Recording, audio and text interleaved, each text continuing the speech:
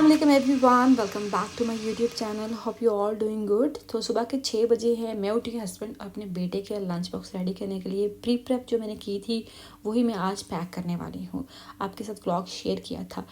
तो सुबह के 6 बजे का टाइम है। मेरे बेटे का आज स्कूल का पहला दिन है। हम पाकिस्तान जब 6 महीने रह के आए हैं उसके बाद उसको मैंने स्कूल नहीं भेजा, जनवरी से स्टार्ट किया है क्योंकि नया सेमेस्टर नई क्लास से वो स्टार्ट करेगा। तो मैंने सुबह सुबह लस्सी दी है। यही वो चीज़ है जो एम्प्टी स्टमक को पी लेता है और खाना नहीं खाता। इनकी ब्रेकफास्ट की जो ब्रेक होती है 9 o'clock होती है और लंच की ब्रेक जो होती है वो 11:30 होती है। तो इसलिए अब मैं इसको रेडी कर रही हूँ। तो लंच बॉक्स में मैंने उसकी फेवरेट चीज़ें ही पैक की हैं। मैं कोशिश करती हूँ उसको वीकेंड पे और नॉर्मल डेज़ में जो लंच बॉक्स में पैक करी वो ना दूँ ताकि वो कुछ ना खा कर आए। तो यहाँ चिकन टिक्का के थोड़े से स्लाइस थे, साथ ही शामी रख दी है और रोटी। उसके पास ऑप्शन 3 होंगी, उसमें से एक ऑप्शन वो खाएगा, बाकी वो जो है ना जूसेस वगैरह भी पी लेता है। तो बाकी वो बचा के लेके आता है लंच, मगर मैं ऑप्शन हमेशा ज़्यादा ही देती हूँ। साथ में वाटर बॉटल रख दी है मैं और उसको मैं छोड़ने के लिए जा रही हूँ। हमारे घर के बिल्कुल 2 मिनट की वॉक पे है उसका स्कूल। तो मैं इसको खुद ही सुबह सुबह छोड़ने के लिए जाती। बेटी मेरी बड़ी सो रही है, छोटी को अपने साथ लेके जाऊँगी।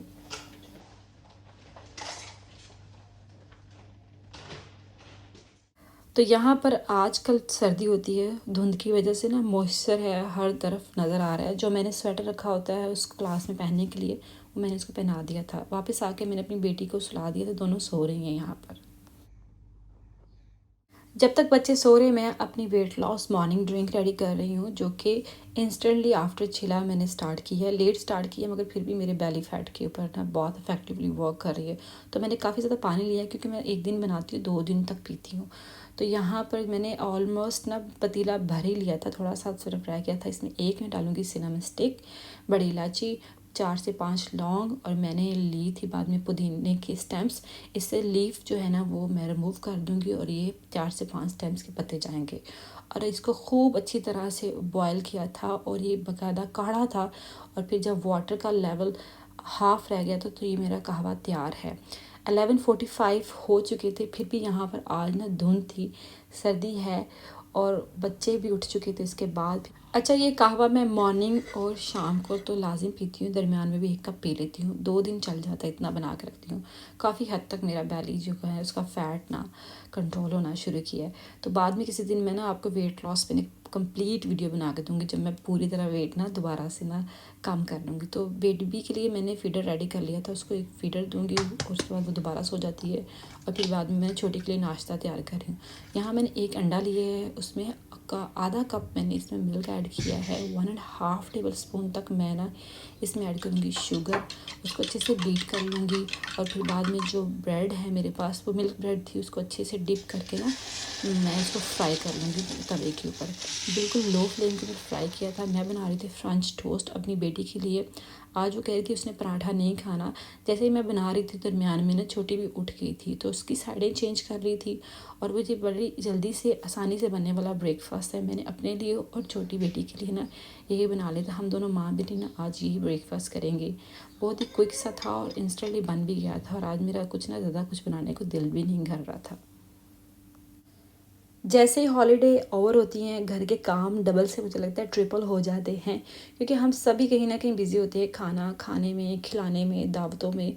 तो उसके बाद जब आप घर की तरफ नज़र पड़ती है, बैक टू रूटीन होते तो आपका घर ना बिल्कुल मैसी हो जाता है। मेरे साथ भी कुछ इसी तरह था। आज मैं फ्रिज को क्लीन कर रही हूँ और ऑर्गेनाइज़ करूँगी और आपके साथ कुछ टिप्स भी शेयर करूँगी जिस तरह आपकी वेजिटेबल ना लंबे अरसे तक आप यूज़ कर सकते हैं। फ्रिज को खाली करके मैं अब इसको वॉश कर रही थी। असल में बाहर का जो सारा लाइफस्टाइल होता है ना वो डिपेंड करता है आपकी इंपोर्ट के ऊपर, क्योंकि यहाँ पर सारी फ्रूट्स और वेजिटेबल इंपोर्ट होके आती हैं तो उनकी जो शेल्फ़ लाइफ है ना वो बहुत कम होती है।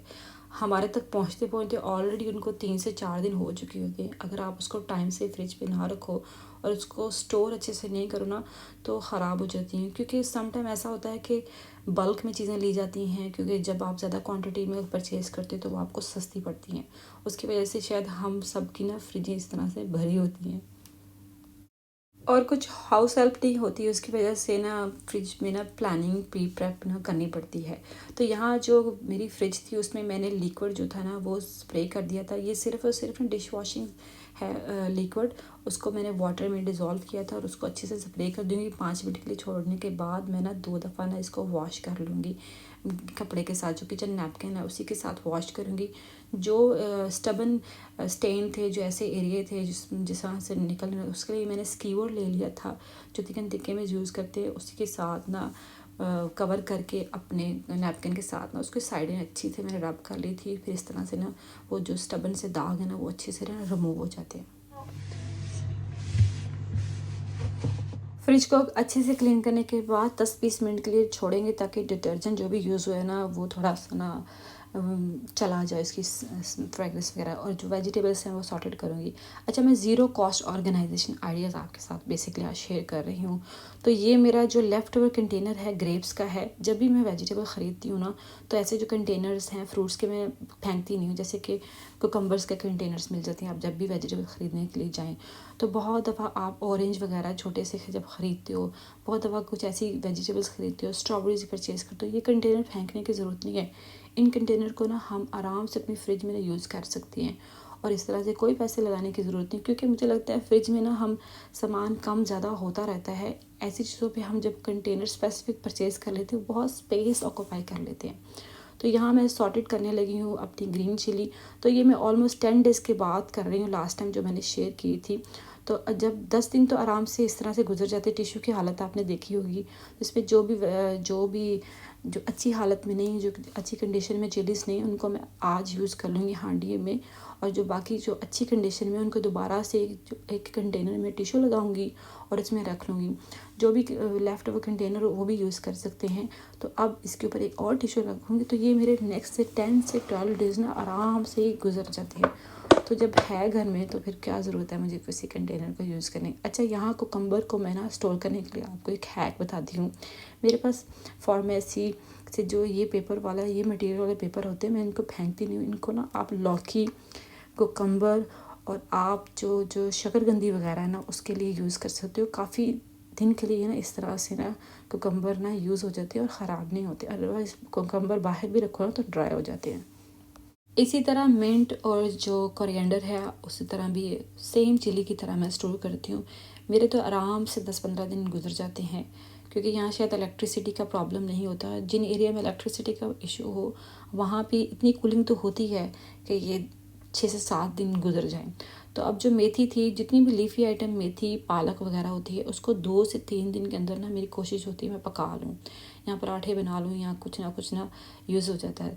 तो इसकी स्टेम्प्स से मैं सेपरेट कर लेती हूँ, क्योंकि हाँ वॉश नहीं करना होता। जब भी आप फ्रिज में जितनी भी लीफी आइटम रखी उसको वॉश नहीं करें। कोशिश करें कि वेजिटेबल को भी वॉश करके ना रखें, वो काफ़ी अरसे तक चलती हैं। तो इसको भी डबल टिश्यू के मेथड से ना मैं इसको रख लूँगी। ये मेरी फ्रिज में से जब क्लीन करे थे लास्ट टाइम के हैं करेले, मैंने इनको ना पकाया नहीं, तो आज इनको मैं उसी तरीके से नहीं रख सकती। ऑलरेडी इसको 3 से 4 दिन हो गए, मेरे पास टाइम नहीं था पकाने के लिए। तो इनको मैं अच्छे से ना चॉप कर लूँगी।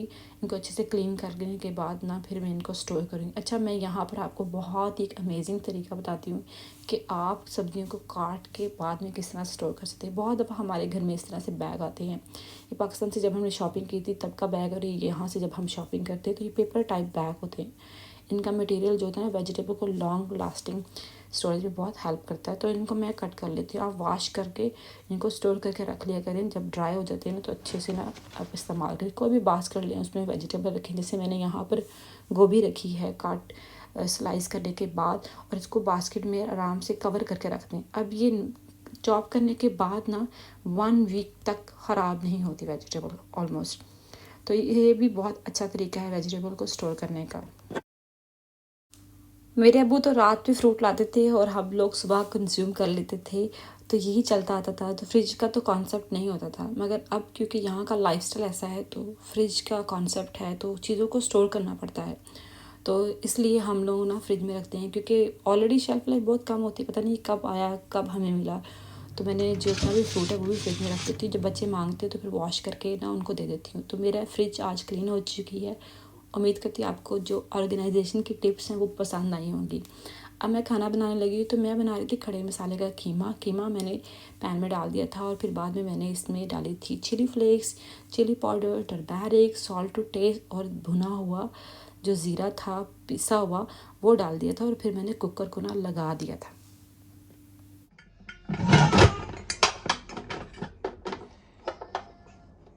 हाँ जी, मम्मा की लाडो पारो है, कपड़े गंदे हो गए हैं। हाँ जी, लेट्स टेक शावर। यस। जब तक कीमा मेरा गलेगा तब तक मैं बेटी अपनी को शावर दे लूँगी। स्कूल से मैं अपने बेटे को ले आई थी, वो दोनों खेल रहे थे। और अब इसके बाद फिर मैंने जो ना अपना खड़े मसाले की कीमे की भुनाई की। मैंने यहाँ ऑयल डाला, तेज़पात, बड़ी इलायची, लौंग, और फिर बाद में मैंने यहाँ पर डाली है, ये बोलते हैं इसको चक्री। इसके बाद फिर मैंने ज़ीरा डाला, फिर बाद में मैंने हाफ़ टी स्पून तक डाला था ब्लैक पेपर। अच्छा, मेरे हस्बैंड कह रहे थे इसको कूट के डालना चाहिए था, तो आपने इसको थोड़ा सा कूट के डाल लीजिएगा। फिर बाद में मैंने अनियन बड़े साइज़ का एक चॉप किया था वो डाला, थोड़ी देर इसको भुनाई की। फिर बाद में मैंने कीमा डाल दिया, और फिर बाद में इसको ना मैं हाई फ्लेम पे थोड़ी देर के लिए पकाऊंगी। जैसे थोड़ा सा पानी ड्राई हो ना, फिर मैं दम पर लगा दूँगी। और फिर मैंने साथ ही मटर डाल दिए थे, उनको मटर कीमा बहुत पसंद है, तो ये दम पे ना पक जाएगा और बहुत ही अच्छा सा इसका फ्लेवर आता है। तो अब इसके बाद फिर मैंने जो यहाँ पर जो ग्रीन चिली डाली थी, वो जो लेफ़्ट ओवर थी वही मैंने डाली। तो मेरी जो ना लंच तो था वो तैयार था। रोटी के साथ मैंने ये लंच ना सर्व किया था।